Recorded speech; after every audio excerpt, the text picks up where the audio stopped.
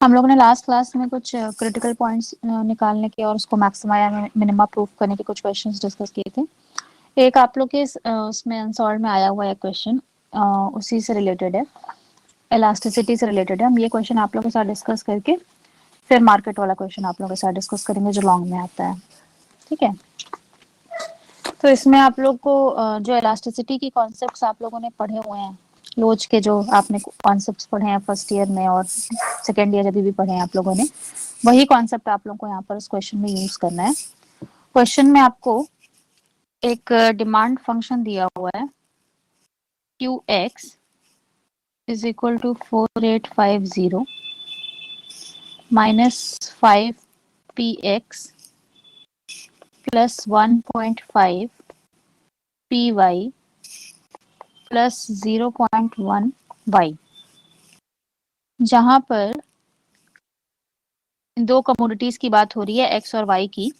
तो Qx क्या है आपका? क्वांटिटी डिमांडेड ऑफ x, मतलब x की कितनी क्वांटिटी डिमांड की जा रही है वो है ये। px है आपका प्राइस ऑफ x, py है आपका प्राइस ऑफ y, और जो कैपिटल Y है वो है आपका इनकम।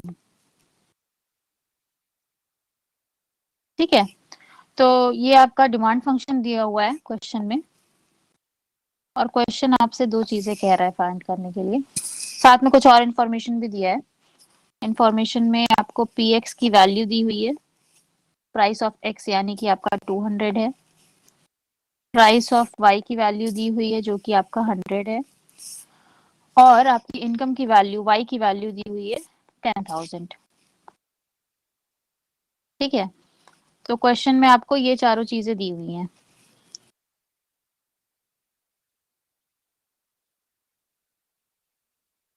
क्वेश्चन का पहला पार्ट आपसे कह रहा है find the income elasticity of demand.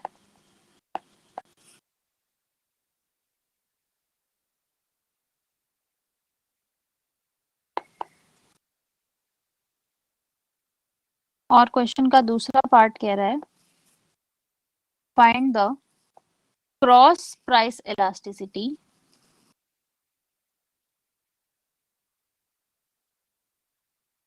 Of demand of x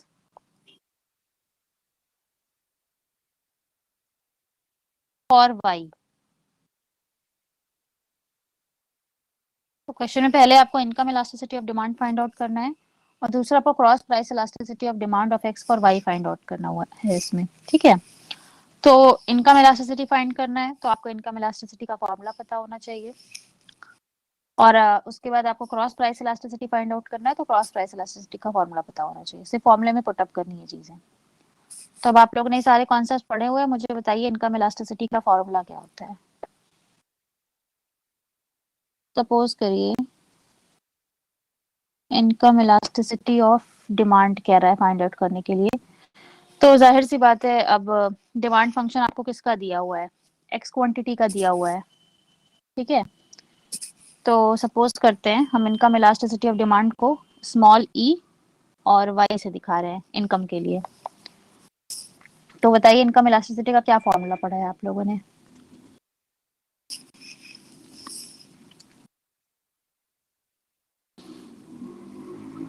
यहाँ पर एम क्या है अनुभव? आपने लिखा ना del Q by del M into M upon Q. What is M?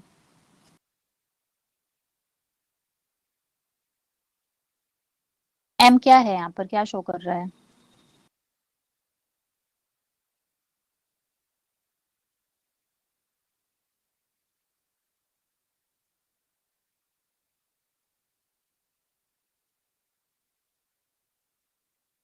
ठीक है, तो जो फॉर्मूला आपने सही लिखा है, हम लोग जो आप लोग ने इनकम इलास्टिसिटी का, जैसे आप लोग प्राइस इलास्टिसिटी का फॉर्मूला पढ़ते हैं, ठीक है, तो उसमें आप लोग क्या पढ़ते हैं फॉर्मूले में? Proportionate change in quantity demanded upon proportionate change in price. ठीक है, ये फॉर्मूला पढ़ते हैं। तो अभी आप इनकम इलास्टिसिटी का पढ़ लीजिए या क्रॉस प्राइस इलास्टिसिटी का पढ़ लीजिए, फॉर्मूला में जो बेसिक एसेंस है वो वही रहेगा। Proportionate change in quantity demanded हमेशा आप न्यूमरेटर में लेते हैं। ठीक है, तो अभी हम लोग इनकम इलास्टिसिटी ऑफ डिमांड की बात कर रहे हैं, तो डिमांड ऑब्वियस सी बात है हमें एक्स का दिया हुआ है, तो हमें एक्स की मतलब यहाँ पे हम बात कर रहे होंगे। तो यानी हम फॉर्मूला लिख रहे हैं proportionate change in quantity demanded of x upon proportionate change in income. Income क्यों? बिकॉज ऑफ इनकम इलास्टिसिटी निकाल रहे हैं, ठीक है। तो फॉर्मूला जिनको नहीं ध्यान है एक बार जाके रिविजिट कर लीजिएगा। Proportionate change in quantity demanded of x upon proportionate change in income. तो अगर हम लोग इसको वैसे लिखेंगे तो क्या लिखेंगे यहाँ पर, क्योंकि हम लोग फॉर्मूला अप्लाई कर रहे हैं और हमारा जो डिमांड का फंक्शन है इसमें आपके एक से ज्यादा इंडिपेंडेंट वेरिएबल्स दिए हुए हैं, पी एक्स भी है, पी वाई भी है, वाई भी है, तो हम डेल का कॉन्सेप्ट यूज करेंगे। तो वैसे हो जाएगा आपका डेल, क्यू नहीं लिखेंगे तो हम लोगों ने क्या लिया था, क्यू ही लिया है, तो del Q X upon Q into 100 upon del Y upon Y into 100। Formula ये है जहाँ पे आपका 100 और 100 कैंसिल हो जाएगा, और तब फिर जो अनुभव ने फॉर्मूला बताया del Q X upon del Y into Y upon Q X, कर लीजिए इसको क्यू एक्स, ठीक है। तो फॉर्मूला आपके सामने है इलास्टिसिटी का, इनकम इलास्टिसिटी का, सारी इंफॉर्मेशन यहाँ पर दी हुई है।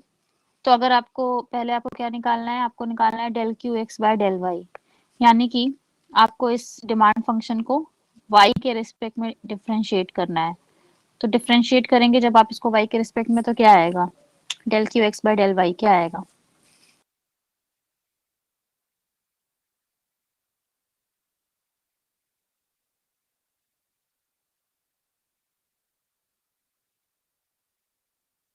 बताइए del Q X by del Y क्या आएगा, इसको डिफरेंशिएट करिए आप लोग।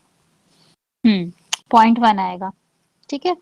तो 0.1 इंटू वाई की आपको वैल्यू क्वेश्चन में दी हुई है, क्या दी है आपको वाई की value 10,000 upon Q x. Q x की वैल्यू आप लोग को निकालनी पड़ेगी इस डिमांड के फंक्शन में जो राइट साइड पर है, ये सारी इंफॉर्मेशन आपको यहाँ पर दी हुई है, ये सारी वैल्यूज पुटअप करिए, क्यू एक्स की वैल्यू फाइंड आउट करिए, और क्यू एक्स की जो भी वैल्यू आए वो यहाँ पर लिखिए क्यू एक्स की जगह, और आपका elasticity of income elasticity of demand आ जाएगा, ठीक है। क्योंकि हमारा यहाँ पर ये हम पार्शियल में आप लोगों के साथ क्यों डिस्कस कर रहे हैं, बिकॉज ये जो डिमांड फंक्शन है इसमें आपका ये Q is a function of P के फॉर्म में नहीं है, इस डिमांड फंक्शन में आपके कई सारे वेरिएबल्स हैं, तो जाहिर सी बात है आप इसमें डिफरेंशिएशन की टेक्निक नहीं अडॉप्ट कर सकते, आपको पार्शियल डिफरेंशिएशन ही लगाना पड़ेगा। सेकेंड पार्ट पे आते हैं। तो पहला पार्ट आप लोग अब निकाल लीजिएगा क्यू एक्स पर, हम क्यू एक्स के लिए नहीं सॉल्व कर रहे हैं इसको, यहाँ पे क्यू एक्स की वैल्यू निकाल के इसको फाइंड आउट कर लीजिएगा आप लोग। सेकेंड पार्ट पे आते हैं। सेकेंड पार्ट कह रहा है cross price elasticity of demand of X for Y. Demand of X का इक्वेशन आपको दिया हुआ है। क्रॉस प्राइस इलास्टिसिटी क्या होता है, नॉर्मल प्राइस, नॉर्मल जो आप लोग इलास्टिसिटी डिस्कस करते हैं, जो डिमांड इलास्टिसिटी कहते हैं आप लोग उसको, वही हम लोग की नॉर्मल प्राइस इलास्टिसिटी होती है, ठीक है। जब आप क्रॉस की बात कर रहे होते हैं तो मतलब आप डिमांड किसी की ले रहे हैं और प्राइस किसी की ले रहे हैं। यूजुअली आप लोग इस तरह की चीजें कॉम्प्लीमेंट्री या सब्स्टिट्यूट गुड्स में डिस्कस करते हैं, जहाँ पे एक की क्वांटिटी डिमांडेड दूसरे की प्राइस को इम्पैक्ट करता है या फिर उसका उल्टा, ठीक है। तो cross price elasticity of demand में हम लोग क्या लेते हैं फॉर्मूले में, अब क्योंकि हम लोग क्रॉस की बात कर रहे हैं, तो सपोज करिए क्रॉस इलास्टिसिटी को, तो हम लोग यहाँ पर क्वांटिटी डिमांडेड किसकी है, एक्स की है, तो फॉर्मूला वही रहेगा, बस प्राइस यहाँ पर हम लोग बताएंगे कि हम किसकी क्वांटिटी और किसकी प्राइस ले रहे हैं। तो क्वांटिटी ऑफ एक्स लेंगे एंड प्राइस ऑफ वाई लेंगे, तो del Q X upon del P Y into P Y upon Q X, सारी चीजें पुटअप करिए और आपकी क्रॉस इलास्टिसिटी आ जानी चाहिए। Del Q X by del P Y का मतलब है कि ये जो आपका डिमांड फंक्शन है इसको अब आप पी वाई के लिए डिफरेंशिएट करेंगे, पार्शियली डिफरेंशिएट करेंगे, तो del Q X by del P Y आपका क्या आ जाएगा 1.5, ठीक है, और इंटू पी वाई आपका क्वेश्चन में दिया हुआ है 100, और क्यू एक्स आप लोग जो भी निकालेंगे वो यहाँ पर पुटअप कर लीजिएगा। तो इस तरह के भी हम आपको मतलब बेसिकली ये बस ये बता रहे हैं, क्वेश्चन में कुछ रखा नहीं है इसमें, बट आपको इस तरह के क्वेश्चंस भी आ सकते हैं, हमेशा ये जरूरी नहीं है कि बस आपको सिंपल से एक इक्वेशन दे दिया और आपको कह रहा है कि आप इसको पार्शियल डिफरेंशिएट करिए। कुछ ऐसे क्वेश्चंस आ सकते हैं जिसमें आप लोगों ने जो इकोनॉमिक्स में अब तक पढ़ रखा है बेसिक चीजें, उसका एप्लीकेशन करवा सकते हैं वो उस क्वेश्चन में आप लोगों से। तो जो फॉर्मूले हैं या जो कंडीशंस हैं वो आपको ध्यान होनी चाहिए, बिकॉज वो आपको नहीं बताएगा क्वेश्चन में। तो इसके लिए आप लोग जो भी चीजें पढ़ते हैं उसको इस पर्पज से पढ़ा करिए कि वो आपको आगे कहीं पे भी यूज हो सकती है। अब आप कहेंगे कि इलास्टिसिटी तो है नहीं सिलेबस में, मैथमेटिकल इकोनॉमिक्स के, तो कैसे पूछ सकता है? बट पूछ सकता है, बिकॉज आप लोगों ने अभी तक सब पढ़ रखा है। और यहाँ पर हम लोग क्या कर रहे हैं, मैथमेटिकल इकोनॉमिक्स पढ़ रहे हैं, मतलब एप्लीकेशन जो आप लोगों ने अभी तक पढ़े हैं उसके एप्लीकेशन हम लोग पढ़ रहे हैं। कब एप्लीकेशंस में वो आपको किसी भी चीज का एप्लीकेशन पूछ सकता है। तो जो भी पॉसिबल अब तक आ चुके हैं आंसर में, हम उसके बेस पे आप लोग को डिस्कस करा रहे हैं, लेकिन आप लोग अपने एंड पे भी जो आपको लगे कि आ सकता है ये एप्लीकेशन पार्ट में, एक बार थोड़ा सा देख लीजिएगा, रिवाइज करते रहिएगा उन सब कॉन्सेप्ट्स को जो आप लोग अब तक पढ़ चुके हैं। ठीक है।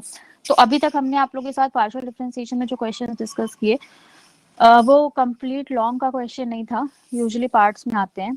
तो हो सकता है एक पार्ट में आपको इस तरह का इलास्टिसिटी का जैसे क्वेश्चन है वैसा कुछ पूछ लिया, दूसरे पार्ट में सपोज करिए हो सकता है आप लोगों से क्रिटिकल पॉइंट से रिलेटेड कोई क्वेश्चन पूछ लिया।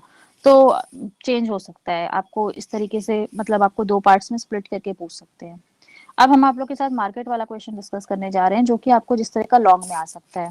पार्शियल डिफरेंशिएशन का ये एप्लीकेशन है, बट अब जो क्वेश्चन डिस्कस कर रहे हैं वो आपका कंप्लीट लॉन्ग का क्वेश्चन आता है, उसमें कोई दो पार्ट्स तीन पार्ट्स नहीं होंगे। ठीक है। तो जैसे हम लोगों ने अभी तक मार्केट के क्वेश्चंस डिफरेंशिएशन में डिस्कस किए थे और मैक्सिमम मिनिमा की कंडीशंस लगाई थी, कॉन्सेप्ट वही रहेगा। अब बस इसमें ये है कि क्योंकि हम लोग पार्शियल डिफरेंशिएशन के केस में पढ़ रहे हैं, तो पार्शियल का क्या रोल है वो यहाँ पर आप लोगों को देखने को मिलेगा, या किस तरह के मार्केट में हम लोगों को पार्शियल डिफरेंशिएशन के टूल को अडॉप्ट करने की जरूरत पड़ती है। तो बेसिकली हम लोग एक क्वेश्चन डिस्कस करते हैं, एक मोनोपोलिस्ट का कॉस्ट फंक्शन दिया हुआ है। और सामा चार स्लाइड की हैं, आप इसका वो ले लीजिए स्क्रीनशॉट, ये क्वेश्चन था, बस एक क्वेश्चन ही डिस्कस किया है मैंने।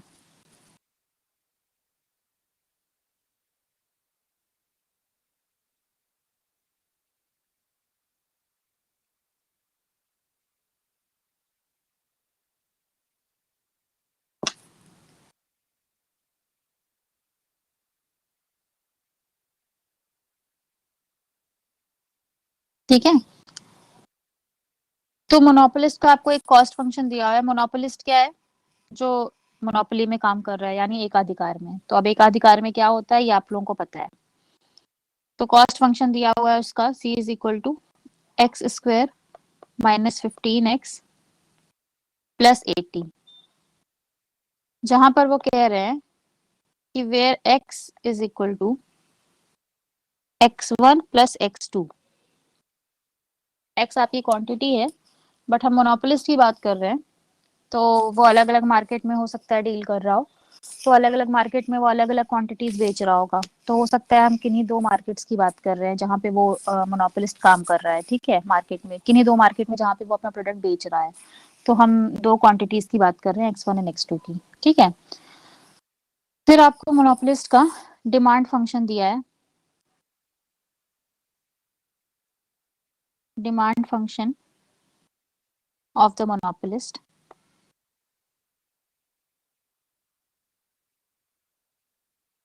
In the two markets. जो दो मार्केट्स हैं उसके डिमांड फंक्शन दिए हुए हैं।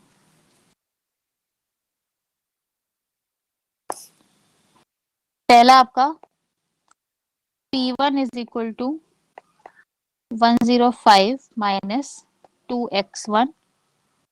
क्योंकि अब हम पहले मार्केट की बात कर रहे हैं जहाँ पे पहली कमोडिटी है x1, तो हम उसके प्राइस की बात कर रहे होंगे P1। ठीक है। तो demand function P is the function of x के फॉर्म में ही दिया है, बट P1 x1 से ये सिग्निफाई कर रहा है कि आप पहले मार्केट में आप उस मार्केट की बात कर रहे हैं जहाँ पे आप x1 कमोडिटी बेच रहे हैं। सेकेंड आपका जो डिमांड फंक्शन दिया है वो है P2 is equal to 45 minus x2। Question अब स्ट्रेट वही है जो अभी तक होता था, find the profit maximising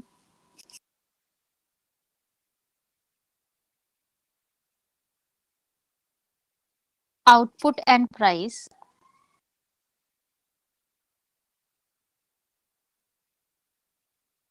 in each market.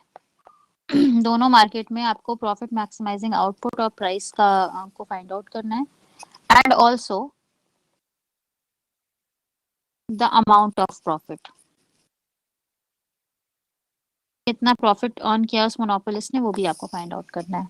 ठीक है, तो अब हम लोग एक मोनोपोलिस्ट की बात कर रहे हैं और वो मोनोपोलिस्ट दो अलग अलग मार्केट्स में काम कर रहा है। तो बेस्ड ऑन कि वो दो अलग अलग मार्केट्स में काम कर रहा है, उसका टोटल कॉस्ट का फंक्शन हमें दिया हुआ है, जिसमें हमने कंबाइंड सिर्फ एक्स ले रखा है ये दिखाने के लिए कि एक उसका ये कंबाइंड टोटल कॉस्ट फंक्शन है। तो अब कंबाइंड टोटल कॉस्ट फंक्शन अगर हमें दिया हुआ है तो हमें कंबाइंड टोटल रेवेन्यू का फंक्शन भी बनाना पड़ेगा। ठीक है, तो सबसे पहले टोटल रेवेन्यू के फंक्शन को वर्कआउट करते हैं, या टोटल कॉस्ट के फंक्शन का थोड़ा सा फॉर्म, नहीं पहले रेवेन्यू फंक्शन को वर्कआउट करते हैं। तो अब यहाँ पे क्योंकि दो आपको डिमांड फंक्शन दिए हुए हैं तो आपके दो रेवेन्यू फंक्शन बनेंगे। तो सपोज करते हैं आपका पहला रेवेन्यू फंक्शन आप TR1 से दिखा रहे हैं, जिसको आप कह रहे हैं P1 into X1। P into x करते थे टोटल रेवेन्यू को, तो P1 इंटू X1 कर लेते हैं। P1 आपका क्या है 105 माइनस 2X1, और इसको आप मल्टीप्लाई कर रहे हैं X1 से। ठीक है, तो TR1 आपका हो गया 105X1 माइनस 2X1 का स्क्वायर। सेकेंड आते हैं TR2 पे। TR2 आपका हो जाएगा P2 इंटू X2। P2 आपका क्या दिया हुआ है 45 माइनस X2, तो आपका 45 माइनस X2 इंटू X2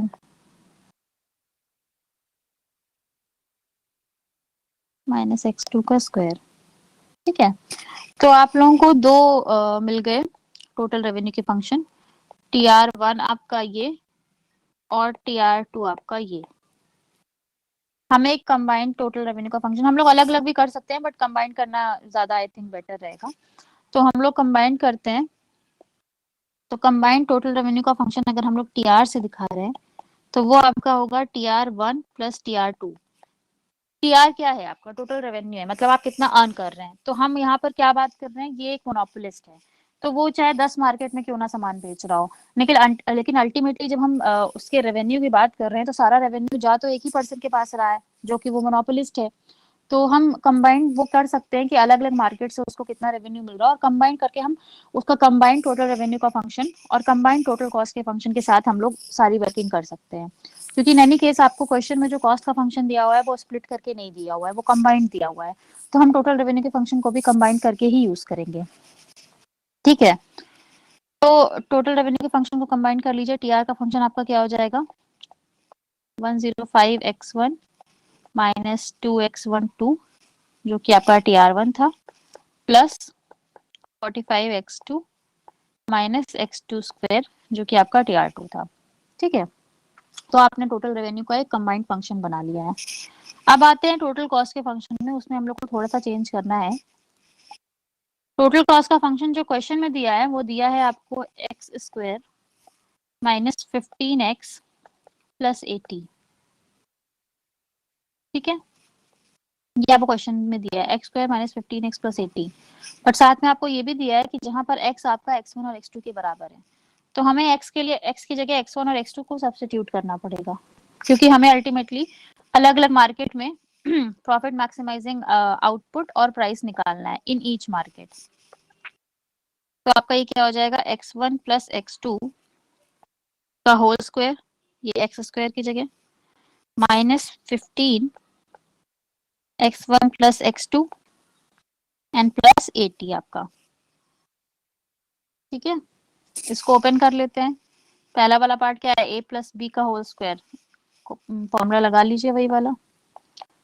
तो ये आपका हो जाएगा x1 square plus x2 square plus 2x1 x2, फिर माइनस माइनस, अब ये इसको मल्टीप्लाई कर लीजिए 15x1 और 15x2 हो जाएगा, तो माइनस 15x1 माइनस 15x2 और लास्ट में आपका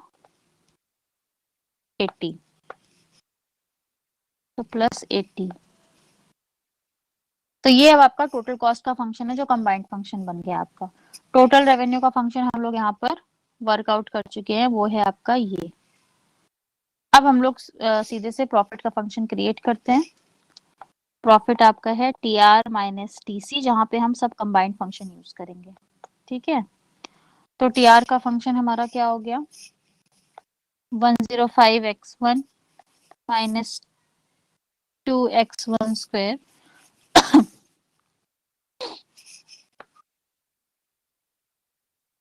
plus 45x2 minus x2 square, और माइनस आपका ये ऊपर का टोटल कॉस्ट फंक्शन जो कि है आपका minus x1 square. Sign interchange कर लीजिएगा क्योंकि बाहर माइनस लगा होगा, minus x2 square minus 2x1 x2 plus 15x1 plus 15x2 minus 80। इसको सिंप्लीफाई कर लीजिए जितना हो पाए। आपका जो 105x1 है और 15x1 है, ये ऐड हो जाएगा तो हो जाएगा आपका 120x1। ठीक है, फिर आपका माइनस 2x1 स्क्वायर और माइनस x1 स्क्वायर ऐड हो जाएगा तो minus 3x1 square.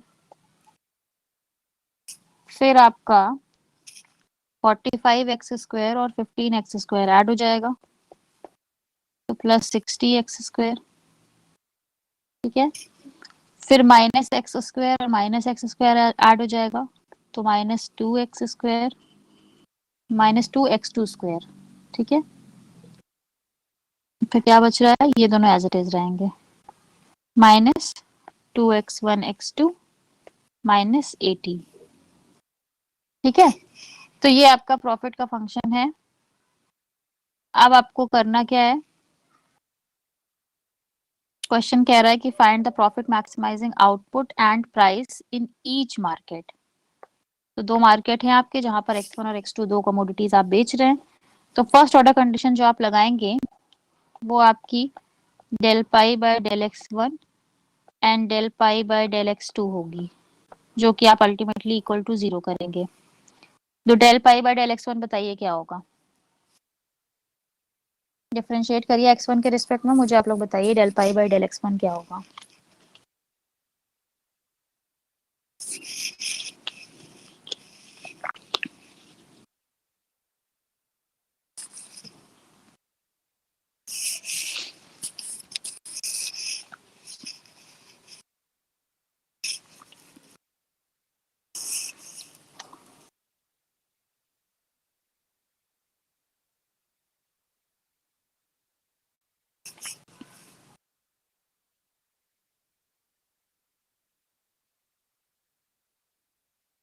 One twenty minus 6x1 minus 2x2। ठीक है, 120 minus 6x1 minus 2x2।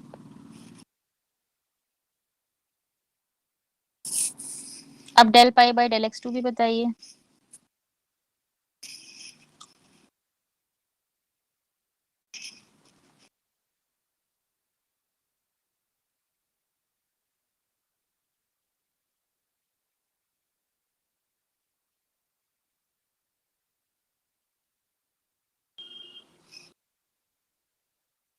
Sixty minus 4x2 minus 2x1। ठीक है, 60 माइनस 4x2 माइनस 2x1। ठीक है, तो आप लोगों ने फर्स्ट ऑर्डर कंडीशन लगाई है x1 और x2 के लिए, और हमारा जो कंडीशंस कहते हैं नेसेसरी कंडीशन, वो क्या कहती है कि फर्स्ट ऑर्डर कंडीशन आपकी इक्वल टू 0 होनी चाहिए। ठीक है, और फिर हम सेकंड ऑर्डर में देखेंगे कि ये प्रॉफिट मतलब मैक्सिमा या मिनिमा है। ठीक है, ये हम देख लेंगे। तब आपके पास दो साइमल्टेनियस इक्वेशंस हैं, जैसे आप लोग उसमें कर रहे थे जब हमने अभी आप लोगों को क्रिटिकल पॉइंट्स वाले क्वेश्चन सॉल्व कराए थे। दो इक्वेशंस हैं, एलिमिनेशन मेथड यूज करिए या कोई सा भी मेथड यूज करिए, और इन दोनों इक्वेशन से x1 और x2 की वैल्यू फाइंड आउट करिए और मुझे बताइए क्या आ रहा है। देखिए पार्शियल के केस में क्योंकि आपका फर्स्ट ऑर्डर कंडीशन में एक से ज्यादा आपके पास इक्वेशंस होंगे, तो आपको अगर दो हैं तो आप यूजुअली दो ही होंगे, तो दोनों को यूज करके आपको दोनों वेरिएबल्स की वैल्यू निकालनी होगी। अगर तीन है तो तीनों को यूज करके आपको तीनों वेरिएबल्स की वैल्यू निकालनी होगी। तो यहाँ पर डायरेक्ट आपको स्ट्रेट फैक्टराइजेशन वाले मेथड से वैल्यूज नहीं मिलेंगी।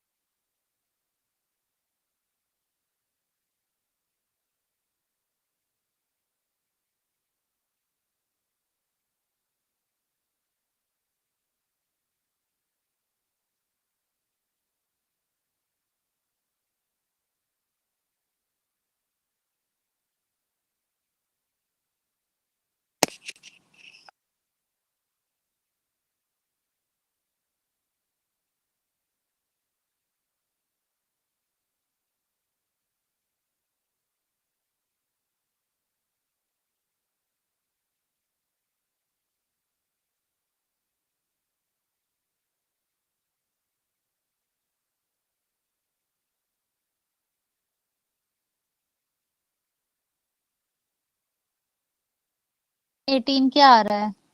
What is 18? x1 और x2 दोनों की वैल्यूज बताइए। ठीक है, x1 18 आ रहा है, ठीक है।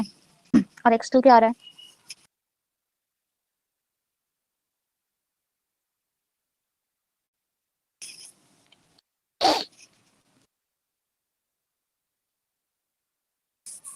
हाँ, x2 आपका आ रहा है 6। तो आप लोगों ने दो वैल्यूज निकाल लिया, x1 की वैल्यू निकाल लिया, x2 की वैल्यू निकाल लिया। सेकेंड ऑर्डर कंडीशन लगाइए, del two pi by del X two and del two pi by del X one दोनों के लिए, और देखिए कि आपकी सेकेंड ऑर्डर कंडीशन क्या आ रही है। Del two pi by del X one two and del two pi by del X two two, इन दोनों के लिए देखिए आपकी कंडीशन, सेकेंड ऑर्डर कंडीशन में वैल्यूज क्या आ रही हैं। इसकी क्या आएगी? -6 आएगी, और इसकी क्या आएगी? -4। तो -6 -4 दोनों वैल्यूज हैं आपकी नेगेटिव। इसका मतलब आप प्रूव कर रहे हैं कि ये मैक्सिमा का केस है, यानी कि x1 की वैल्यू 18 पर और x2 की वैल्यू 6 पर इस मोनोपोलिस्ट का जो प्रॉफिट है वो आपका मैक्सिमम होगा। ठीक है, तो आप लोगों ने अभी क्या निकाला है? ये जो आपने निकाला है ये है आपका profit maximising output in both the markets. दोनों मार्केट में प्रॉफिट मैक्सिमाइजिंग जो आउटपुट है वो आपने निकाला है। यही पूछा था क्वेश्चन में कि दोनों मार्केट में प्रॉफिट मैक्सिमाइजिंग आउटपुट निकालना है। ठीक है, साथ में ये भी पूछ कहा है कि प्रॉफिट मैक्सिमाइजिंग प्राइस भी निकालिए दोनों मार्केट में। तो आपको क्वेश्चन में दो डिमांड फंक्शन दिए हुए थे, P1 is equal to 105 minus 2x1 and P2 is equal to 45 minus x2। इन दोनों में x1 और x2 की वैल्यू पुटअप करिए और P1 और P2 की वैल्यू निकालिए। जो वैल्यू आएगी P1 और P2 की, वो आप कहेंगे कि वो आपका प्रॉफिट मैक्सिमाइजिंग प्राइस है। क्यों? क्योंकि जो आप x1 और x2 की वैल्यू यहाँ पे रख रहे हैं इस डिमांड फंक्शन में, आप उसको प्रूव कर चुके हैं कि वो आपका प्रॉफिट मैक्सिमाइजिंग आउटपुट है। तो देखिए, रखिए वैल्यूज और बताइए कि P1 और P2 की वैल्यू क्या आ रही है। x1 की वैल्यू 18 रख के P1 की वैल्यू निकालिए, x2 की वैल्यू 6 रख के P2 की वैल्यू निकालिए।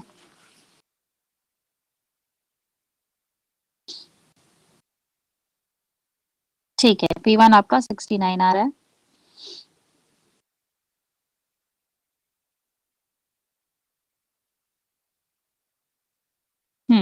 P2 आपका 39 आ रहा है। तो आपने क्वेश्चन का फर्स्ट पार्ट कर लिया जिसमें वो आपसे कह रहा था कि profit maximising output and profit maximising price in both the markets, दोनों मार्केट में आपको profit maximising output and profit maximising price निकालना था। तो आपने x1 x2 जो निकाला वो आपने प्रूव किया कि मैक्सिमा आ रहा है सेकेंड ऑर्डर से, तब आपने कहा कि वो प्रॉफिट मैक्सिमाइजिंग आउटपुट है। सिर्फ यहाँ से निकाल के नहीं हो जाएगा कि हाँ ये प्रॉफिट मैक्सिमाइजिंग आउटपुट है, आपको सेकेंड ऑर्डर से ध्यान से प्रूव करना है। ठीक है, और फिर आपका प्रॉफिट मैक्सिमाइजिंग प्राइस, आप यहाँ पर चाहें तो वो वाली भी कंडीशन चेक कर सकते हैं, वो जो हम लोग ने क्रॉस वाली कंडीशन लास्ट में लगाई थी सफिशिएंट कंडीशन में, मैंने आप लोग को 3 कंडीशन बताई थी ना, तो वो भी आप रख सकते हैं।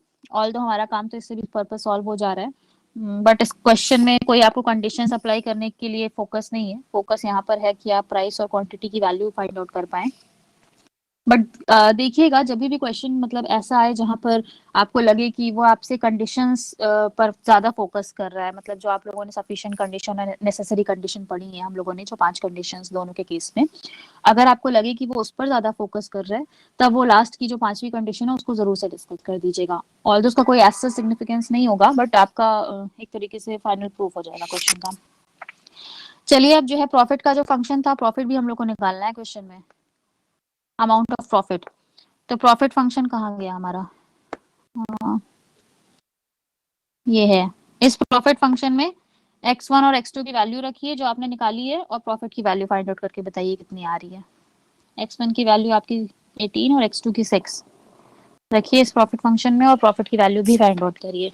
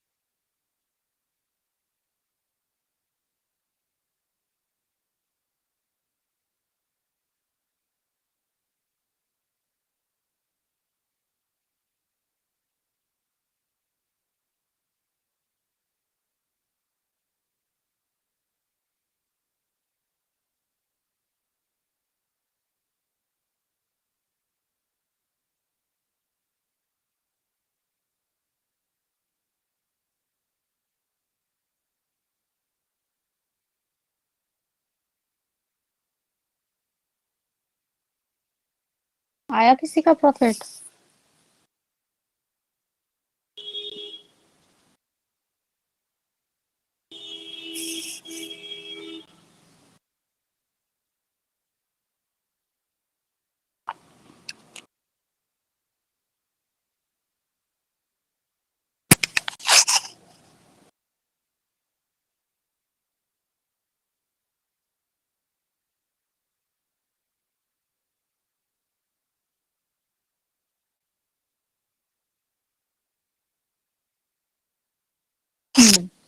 प्रॉफिट आपका 1180 है।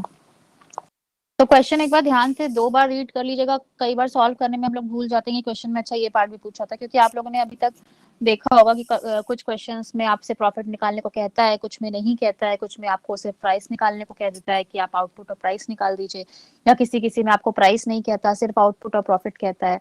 तो क्वेश्चन स्टार्टिंग में तो ऑब्वियसली आप लोग पढ़ेंगे ही जब आप सॉल्व कर रहे हैं, बट एक बार जब सॉल्व कर लीजिए, आपको लगे आपने कंप्लीट कर लिया, एक बार क्वेश्चन वापस से जाके चेक कर लीजिए कि कुछ और तो नहीं पूछा है या आपने कुछ और तो नहीं इंटरप्रेट कर लिया है। तो क्वेश्चन कॉशियसली पढ़िएगा आप लोग, क्योंकि अलग अलग तरीके से पूछ सकता है वो आपसे। पार्शियल डिफरेंशिएशन के केस में जो आपको पूछता है मार्केट वाला क्वेश्चन, वो यूजुअली इसी तरीके का पूछेगा, क्योंकि उनको चाहिए कि जो उनका टोटल कॉस्ट का फंक्शन है या जो टोटल रेवेन्यू का फंक्शन है, उसमें आप पार्शियल डिफरेंशिएशन का कॉन्सेप्ट अप्लाई कर पाए।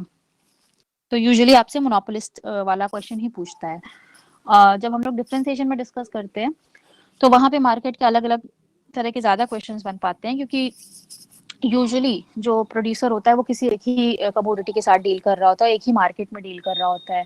क्योंकि यूजुअली हम लोग मोनोपोली का कॉन्सेप्ट कम ही डिस्कस करते हैं। आम उसमें अगर बात करें तो मोनोपोलिस्ट कम होते हैं। मोनोपोलिस्टिक कंपटीशन, या जो हम लोग इसको इम्परफेक्ट कंपटीशन कहते हैं, वो ज्यादा देखा जाता है। तो इसलिए हम लोग जब डिफरेंशिएशन में, जैसे हम लोग मार्केट्स में क्वेश्चंस डिस्कस कर रहे थे, तो आप लोग ने वहां देखा होगा हम लोग ने एवरेज कॉस्ट के भी अलग अलग क्वेश्चंस डिस्कस कर लिए, एवरेज वेरिएबल कॉस्ट से भी लिया, मार्जिनल कॉस्ट से भी रिलेट किया। तो हम लोग ने अलग अलग तरीके के क्वेश्चंस वहां पर मार्केट्स के डिस्कस किए, क्योंकि वहां पे वो स्कोप था। यहाँ पर उतना स्कोप नहीं है, बट हाँ देखिए, बहुत हो सकता है कोई नए तरीके के क्वेश्चंस भी कभी आए।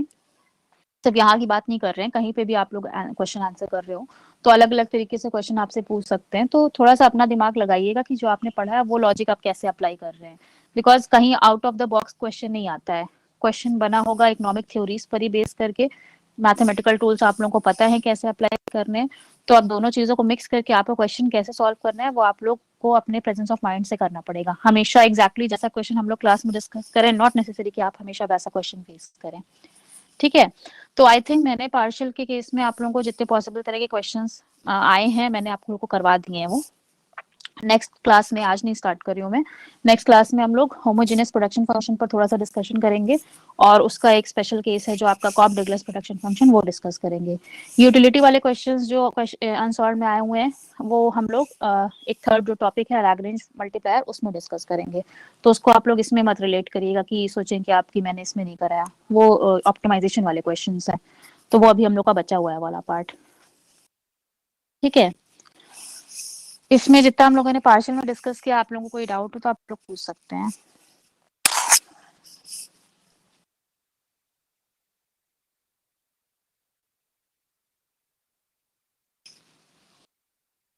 और बाकी अभी 15-20 मिनट बचे हुए हैं। आप लोगों को, आप लोग कह रहे थे कुछ डिस्कशन आप लोगों को करने हैं आगे मास्टर्स पर्सपेक्टिव से लेके, तो अगर जिसको कुछ करना हो तो पूछ सकते हैं आप लोग।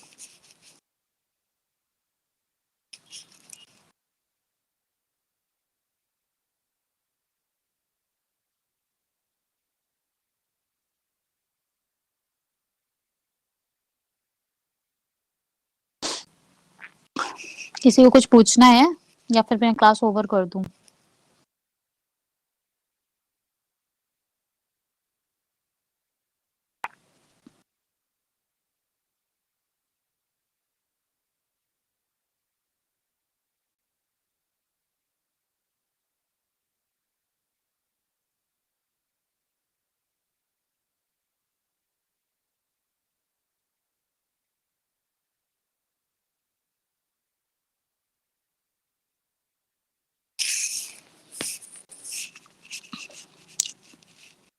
जिनको भी कॉन्वर्टेक्स अपने से स्टार्ट करना हो, तो एक आप लोगों की, आपको गूगल पे भी मिल जाएगी।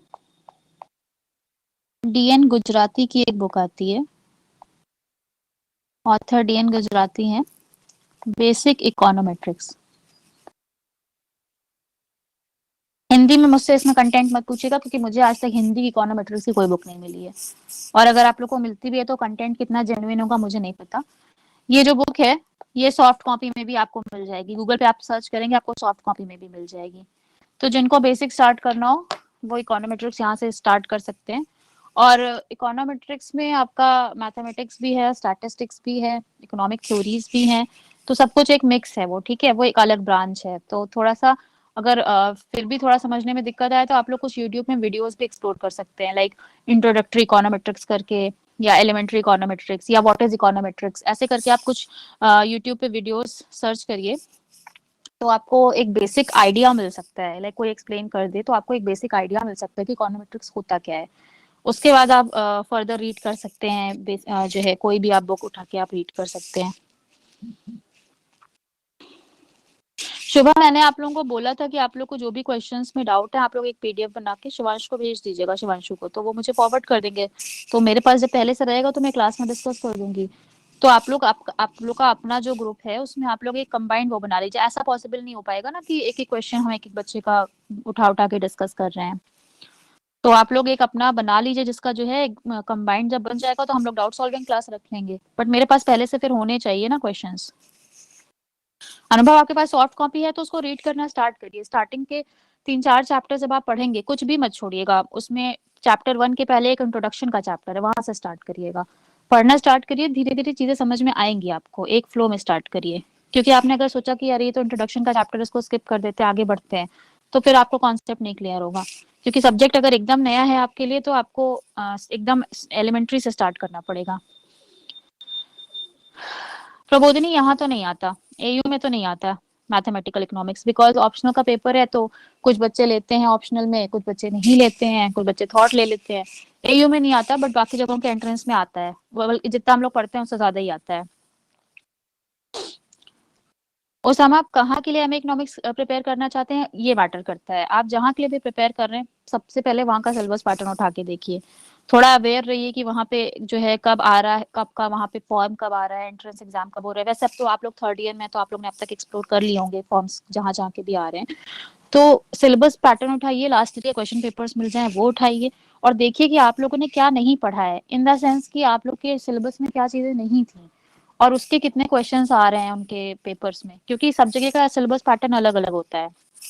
तो आप ये नहीं कह सकते कि एयू का आपने अगर एयू के हिसाब से प्रिपेयर किया तो आपका सब जगह के हिसाब से प्रिपेयर हो जाएगा, क्योंकि ज्यादातर अगर अच्छे इंस्टीट्यूट्स में अगर आप जाते हैं तो आपको मैथमेटिकल बेंड ज्यादा पूछता है, थोड़ा एक्स्ट्रा माइल जाना पड़ता है, बट अगर आप अभी से थोड़ा एफर्ट डाल लेंगे क्वेश्चन पेपर सिलेबस वगैरह देख के तो आप प्रिपेयर कर सकते हैं। एयू का सिलेबस आप प्रबोधिनी ऑनलाइन जाइए, एयू की वेबसाइट पे प्रोस्पेक्टस देखिए, हमें एंट्रेंस इकोनॉमिक्स का वहां पे मिल जाएगा आपको, प्रोस्पेक्टस में ही सिलेबस दिया होता है।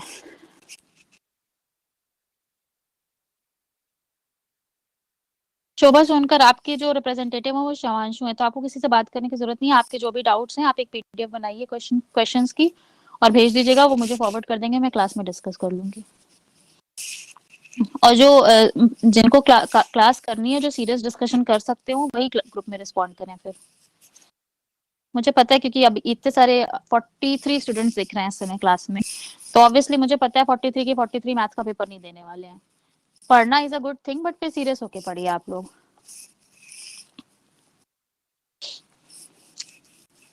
संजय पटेल, जिस बुक की हम बात कर रहे हैं ये आपको गूगल पे मिल जाएगी, बस आप डालिए basic econometrics D N Gujarati PDF download, आपको पहले 2-3 रिजल्ट में ही मिल जाएगा, आप वहां से डाउनलोड कर सकते हैं। तो कोई यहाँ पे किसी के लिए रिस्पॉन्सिबल नहीं है, जिसको जो पढ़ना है अपने लिए खुद एक्सप्लोर करिए, जिनकी अच्छी बॉन्डिंग हो आपस में डिस्कशन कर लीजिए, वो अलग बात है। क्लास से रिलेटेड जो आपको क्वेरीज या डाउट्स है वो आप अपने सीआर से कंसल्ट कर सकते हैं, बट जो इंडिविजुअली आप लोग अपने लेवल पे तैयारियां कर रहे हैं वो आप अपने अपने सेपरेट ग्रुप में कर सकते हैं, जो आपका फ्रेंड्स का ग्रुप हो या जो भी हो, मुझे उससे मतलब नहीं है खैर, तो वो आप लोग देख लीजिएगा। बाकी जहाँ के लिए भी आप लोग प्रिपेयर कर रहे हैं, प्रिपरेशन का फर्स्ट स्टेप यही होता है, आप सिलेबस देखिए, आप पेपर का पैटर्न देखिए और पिछले कई सालों के पेपर का पैटर्न देखिए, तो आपको आइडिया मिल जाता है। कट ऑफ वगैरह चेक करिए कितनी जाती हैं, उसके हिसाब से भी आइडिया मिल जाएगा आप लोगों को।